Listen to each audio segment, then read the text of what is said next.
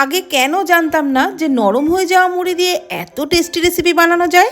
আর এভাবে বানিয়ে খাওয়ার পর একদম চমকে গেলাম।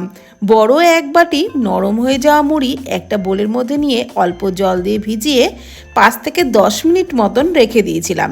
তারপর জল থেকে মুড়িগুলোকে ভালো করে নিংড়ে আরেকটি পাত্রের মধ্যে নিয়ে নিলাম। তো সব মুড়িগুলোকেই জল থেকে তুলে নিলাম। তারপর কড়াইয়ে সামান্য সাদা তেলের মধ্যে 2টো ডিম ফাটিয়ে দিয়ে অল্প লবণ দিয়ে ডিমের ভুজিটাকেই ভেজে নিলাম।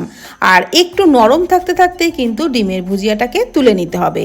তারপর কড়াইয়ে আরও একটু সাদা তেল দিয়ে দিলাম কুচিয়ে রাখা আদা রসুন আর কাঁচা লঙ্কা।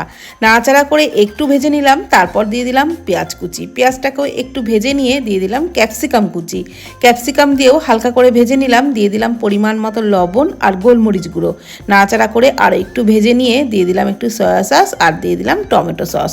নাড়াচাড়া করে আরও একটু ভাজা ভাজা করে নিয়ে দিয়ে দিলাম জল ঝরিয়ে নেওয়া মুড়ি আর আরেকটু ভেজে নিয়ে দিয়ে দিলাম ভেজে রাখা ডিমের ভুজিয়া।